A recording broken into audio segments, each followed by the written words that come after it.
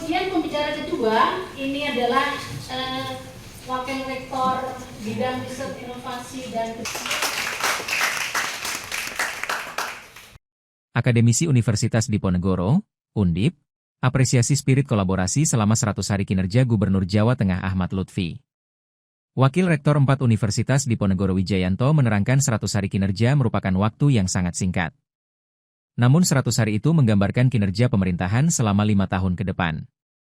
Menurut pria merupakan dosen Departemen Politik Pemerintahan ini, Undip mendapat kehormatan dari Pemprov Jateng dipercaya menggarap proyek desalinasi. Hal itu sangat relevan untuk mengatasi kelangkaan air bersih di pesisir Jawa Tengah. Selain itu, dia memberikan saran pertumbuhan ekonomi terus ditingkatkan agar dapat menurunkan angka kemiskinan. Tidak hanya masalah banjir di Jawa Tengah juga perlu menjadi sorotan. Ya, terima kasih. Jadi sore hari ini kita Universitas Diponegoro melalui Fakultas Ilmu Sosial dan Politik ya mengadakan diskusi yang sangat penting terkait dengan 100 hari kinerja pemerintah Provinsi Jawa Tengah. Secara umum bisa kita sampaikan bahwa sebagai satu masa, 100 hari sebenarnya terlalu singkat ya untuk menghitung 5 tahun. Tapi dari 100 hari itu kita bisa melihat bagaimana sih sejauh mana kinerja dari pemerintah dan saya pikir menjadi blueprint ya dari 5 tahun ke depan. Satu hal yang segera tampak menonjol dari pemerintah Provinsi Jawa Tengah dalam penilaian kita adalah bahwa spirit kolaborasi dari Pemprov ini luar biasa. Terbukti untuk pertama kalinya menurut saya sepanjang pemerintahan gubernur ya provinsi sepanjang sejarah yang saya lihat itu baru kali ini melibatkan 44 universitas di Jawa Tengah. Dan dalam hal ini Undip patut berbangga hati kita mendapat kehormatan untuk bekerjasama secara dekat dengan pemerintah Provinsi Jawa Tengah. Pak Gubernur menyampaikan bahwa Undip salah satu yang terdepan ya untuk satu proyek desalinasi yang sangat penting dan relevan untuk mengatasi problem kelangkaan air bersih di daerah-daerah pesisir di Jawa Tengah yang kita tahu banyak sekali ada rob, ada air asin di sana yang nggak bisa diminum. Dengan desalinasi itu kita mengubah air asin, air payau menjadi air siap minum, drinkable water, tidak hanya air tawar. Dan ini salah satu inisiasi yang baik dari 36 atau 27 dan kerjasama yang lain ya dengan Undip. Artinya ada banyak sekali, belum lagi dengan universitas yang lain. Dan kita berharap bahwa spirit kerjasama ini dengan berbagai pihak ini terus dipertahankan karena Jawa Tengah ini terlalu besar untuk diurusi sendirian.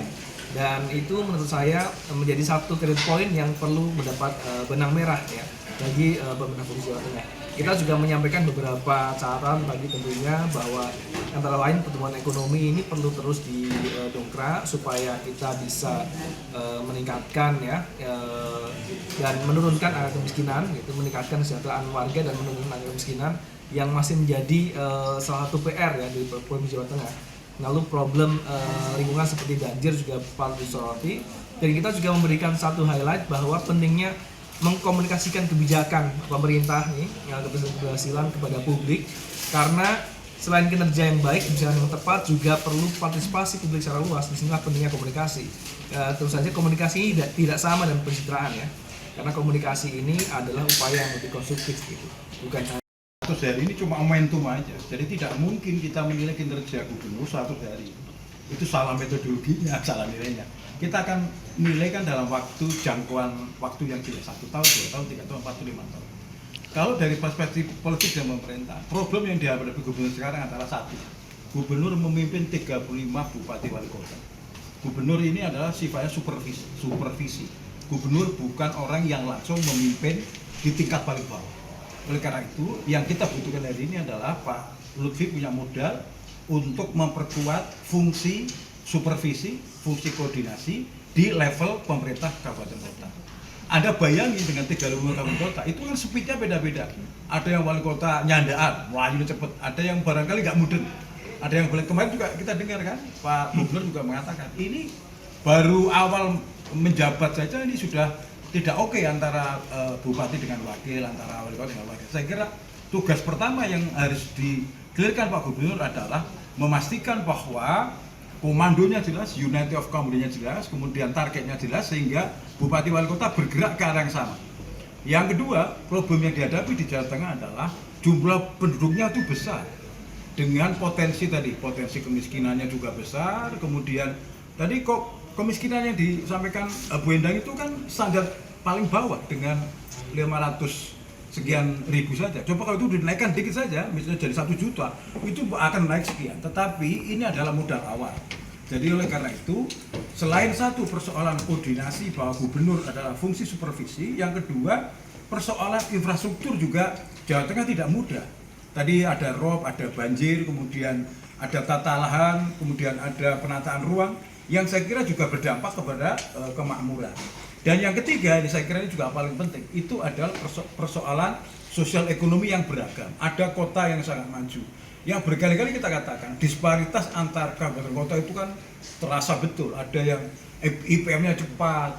Tadi juga ketika Bu Endang bilang indeks indeks demokrasi, itu ada yang indeksnya bagus, juga ada yang ketinggal. Beberapa daerah saya kira yang tertinggal, kemudian yang tengah. Jawa Tengah kan 3 kategori itu, satu maju, satu menengah, yang satu agak tertinggal. Ya kita berharap yang maju itu bisa menarik yang tengah, sehingga pembangunan kawasan mungkin perlu dikembangkan lagi. Yang saya lihat, saya kira mungkin Mas Ketua TPPD mungkin perlu mengembangkan pembangunan kawasan. Saya kira di Jawa Tengah ini dengan cakupan 35 kabupaten kota, itu kan beda-beda. Tapi ada kawasan, misalnya kawasan Kedung Sapur, kawasan Solo Raya, kawasan Tegal, kawasan Purworejo Selatan, Pati Selatan dan sekitarnya. Ini saya kira penting dilakukan supaya regional development-nya itu imbang. Karena hasil akhir dari pembangunan adalah 2. Satu, pemerataan, yang kedua kesejahteraan. Nah, kita kejarkan dua-duanya. Jangan sampai sejahtera tapi ada yang miskin banget, aneh banget. Nah, saya kira ini 100 hari ini Visip berkomitmen untuk memberikan semacam highlight kepada Pak Gubernur dan seluruh timnya. Bapak Gub, 100 hari ini adalah hanya momentum awal, tetapi bekerja full sepanjang tahun, apalagi dibandingkan daerah lain. Level Jawa Tengah itu kita memang dengan Jawa Timur asik ya, saingannya dengan Jawa Timur, Jawa Barat, bahkan Yogyakarta dan Jakarta. Saya kira ini akan menjadi momentum kita dengan membuat kebijakan yang lebih fokus. Tadi katakan Pak WR juga sudah mengatakan pentahelix, kampus, perguruan tinggi, kemudian media, kemudian pemerintah, kemudian non-government, private dan bisnis. Saya kira 5 ini akan keren. Jadi media mendukung supaya Pak Gubernur juga lebih sadar media. Saya kira beliau sudah sadar media, cuma mungkin belum suka tampil gitu. Mungkin itu perlu kita dorong supaya komunikasi beliau bisa lebih bagus dalam arti lebih punya intensitas dengan masyarakat. Kita terima kasih nih kepada Undip, Pak Wakil Rektor sama Pak Dekan dari BPS atas diskusi ini. Jadi kita juga bisa menyampaikan tadi beberapa capaian-capaian yang sudah dilakukan. Misal salah satunya terkait dengan pertumbuhan ekonomi ya. Pertumbuhan ekonomi kalau dibandingkan dengan 3 provinsi besar di Pulau Jawa, kita yang masih tetap bertahan, yang lain mengalami penurunan. Walaupun tadi ada beberapa catatan, kita ada pergeseran di sektor pertanian itu ya. Nah, ini menjadi salah satu catatan-catatan kita untuk melakukan kebijakan yang lebih baik ke depan. Yang kedua tadi matur nuwun juga ketika ada masukan terkait dengan sosial media, memang pada prinsipnya secara angka matematis dan yang bisa dirasakan oleh masyarakat itu yang langsung dilakukan oleh Pak Gub. Memang stylenya Pak Gub ini kan orang yang nggak mau terekspos dan tidak mau konten pokoknya teman-teman sekalian. Jadi salah satu langkah yang dilakukan oleh masukan dari teman-teman tadi, bagaimana bahwa apa yang dirasakan oleh masyarakat yang bisa menyampaikan kepada publik. Mungkin ini salah satu langkah yang akan kita lakukan. Salah satu tadi untuk evaluasi kan kemiskinan, mungkin langkah-langkah yang dilakukan dari Pak Lutfi ya Pak? Ya, langkah kemiskinan kita memang selalu melakukan koordinasi dengan teman-teman BPS, ya, terutama baik itu tata kelola data, kemudian intervensi yang langsung kepada masyarakat. Kan kita sudah melihat bahwa salah satu intervensi yang kita langsung itu adalah terkait dengan kesehatan, pendidikan, kemudian pendapatan dan lain sebagainya, itu menjadi salah satu. Kemudian yang kedua, langkah yang dilakukan agar memang walaupun pendapatan masyarakat belum begitu signifikan naiknya, tapi bagaimana kita untuk memberikan stimulus-stimulus untuk bisa bertahan. Misal salah satunya di teman-teman buruh itu ada koperasi yang langsung dari produsen langsung ke koperasi, akhirnya bisa para buruh itu membeli lebih murah. Kemudian di kawasan industri ada daycare, itu artinya beban-beban buruh untuk untuk daycare anaknya itu bisa ditalangi di kawasan industri. Download Tribun X sekarang, menghadirkan lokal menjadi Indonesia.